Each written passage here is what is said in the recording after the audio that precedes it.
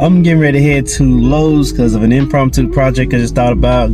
Gonna make a planter for my tomato plants. I got them in like buckets and they're just kind of sitting on the ground and stuff. So yeah, I think I'm gonna make a planter.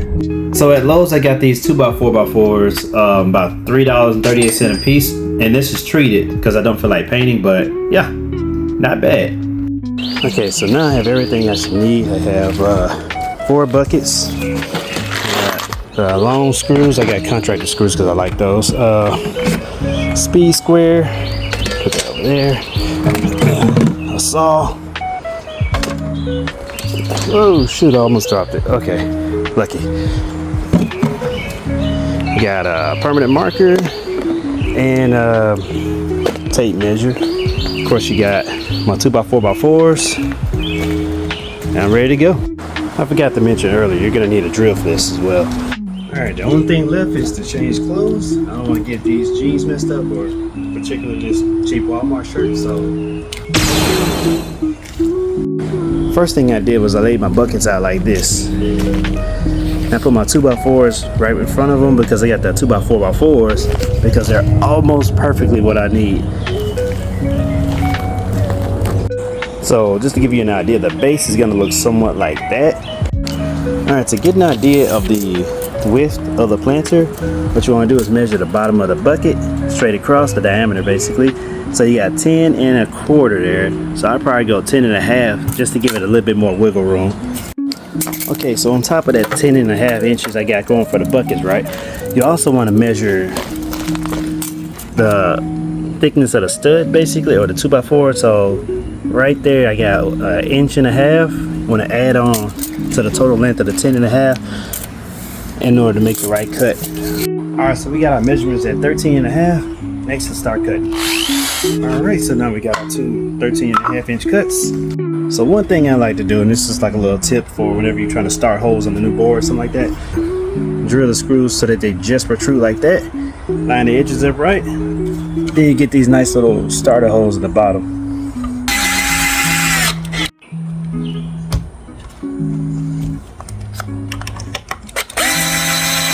So just kind of a test. I just kind of put all of them in there and see if they fit. Of course they do, because measure before you cut, right? So the next tier in the bottom of the top portion are going to be a little different. I like this one, but double. It will end up sitting kind of like this. So here's my top tier, right? 1 times the length and double it. That's where I end up making my cut. But you see how it's double the entire width of the whole structure. So now that I got my bottom tier cut, now I just got to repeat the process that I did with the top. So I'm not going to do this part on camera for like the, you know, some sites are a bit sensitive for using things that can actually injure you. So just for the educational purposes, I use the speed square in combination with the saw to give me like a perfect guide as I cut. That's if you didn't know, so now you know.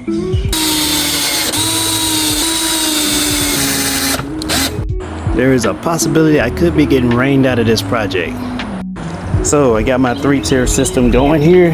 All I need to do is add some legs, some supports where the buckets will sit, and it'll be all ready. Gotta love it. It never fails, I swear. That's messed up. I got a roof appointment today. Looks like that probably won't be happening. I'm expecting them to call me here in probably what, next 20. Just kind of continuing on what I can do while it's raining this butt off. So in order to get the right measurement for the legs, you want to measure the height of the bucket and where it'll sit. So these, I got it so it's tight enough that it's going to sit right here at this lip. So the bucket itself at that lip is about 11.5 inches. I'm going to go for maybe 13, so it has a good inch off the ground.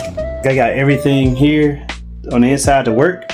The rain stops, sun's coming back out. I'm like, I don't know if I want to chance that again. So I checked the radar, it's gonna have some more rain moving in. So I'm just like, I'm gonna continue in here. So these 2x4s are 3.5 inches wide. So you subtract that from both sides, and that'll give you how long your offcuts need to be. Yeah, I'm using the offcuts from earlier, so I'm not wasting any wood here. That's kind of a visual of what I'm talking about. So this, imagine this being upright. So for y'all's sake, I'll turn the camera sideways. So you see how the bucket sits into the planter like that? And on the bottom, it has like a good inch right here left of the float, so it's drainage, so it won't be sitting right against the ground, right? But you see here,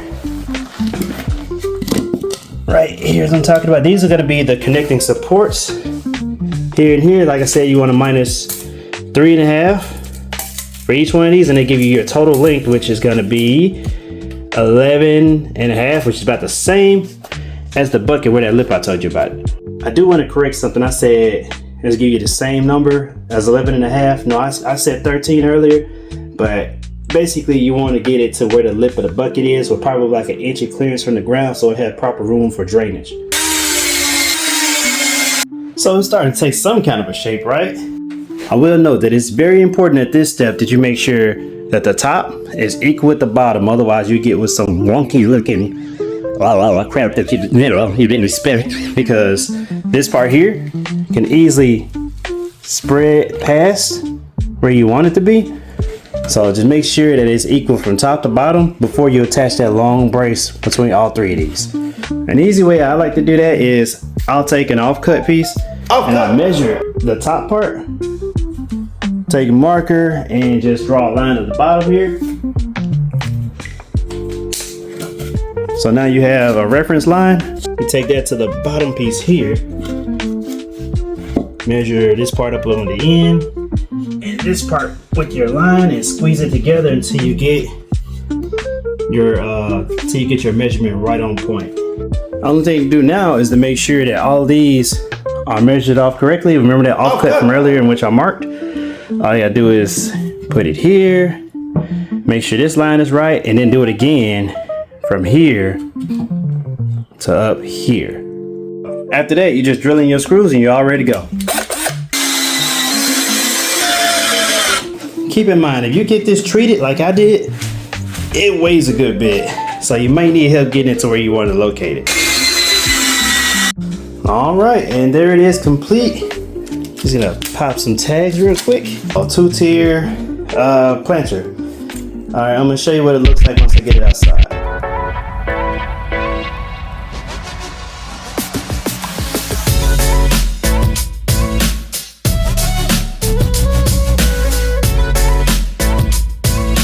Let me know what you think.